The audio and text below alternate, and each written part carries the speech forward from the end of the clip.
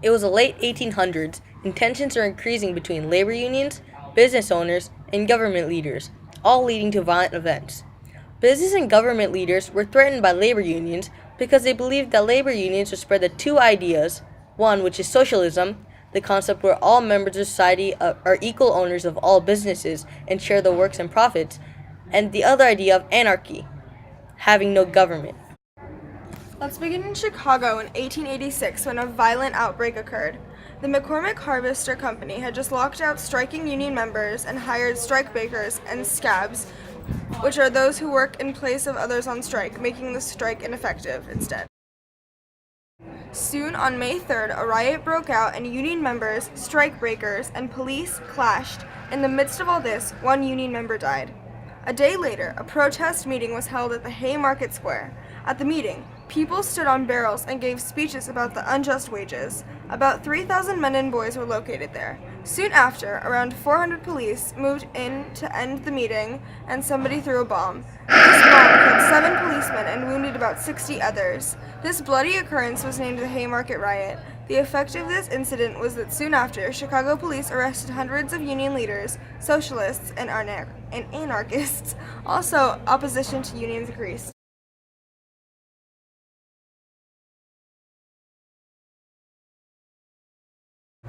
About 11 years from this event, a railroad strike took place. Basically, northern railroads were still suffering from the financial panic of 1873, an economic depression, and began cutting salaries and wages. Violent strikes broke out in Baltimore, Chicago, Kansas City, Pittsburgh, St. Louis, and San Francisco. Railroad workers would abandon their trains and would not let anyone else operate them. So in more than 10 different states, militiamen would try to restore order. In the end of this, more than 20 men and boys died. The effect of the strike was that it paralyzed the country's commerce and led governors in 10 states to mobilize 60,000 militia members to reopen rail traffic. This strike was called the Railroad Strike of 1887. Another violent event that took place soon after was the Homestead Strike in 1892. Andrew Carnegie just reduced the wages of his workers in his iron mills, but the union these workers were part of, the Amalgamated Association of Iron and Steel Workers, refused to accept the cut. So the company responded to this by locking workers outside from the mills, causing an outrage. In turn, Carnegie also hired 300 armed guards. In response to this, the locked-out workers gathered weapons and engaged in a battle that caused the death of 10 people. Soon after, the Pennsylvania militia were forced to escort the non-union workers to the mills. After a period of about 4 months, the strike collapsed, and thus breaking the union. Another important strike that took place was in 1894.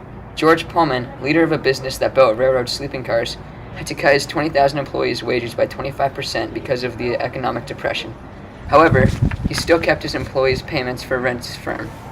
This is so because the employees lived in a company town called Pullmantown, which Pullman owned.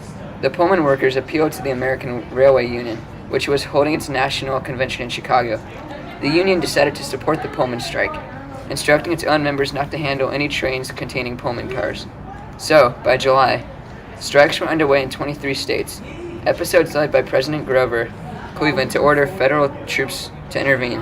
However, and the strike collapsed. Eugene Victor Debs, the American Railway president, was imprisoned. In 1898, after Pullman's death, the Illinois Supreme Court ordered Pullmantown, the community houses where the workers lived, sold off, ruling that a company town was incompatible with the spirit of America. This entire event was important because it was the first national strike in the history of America.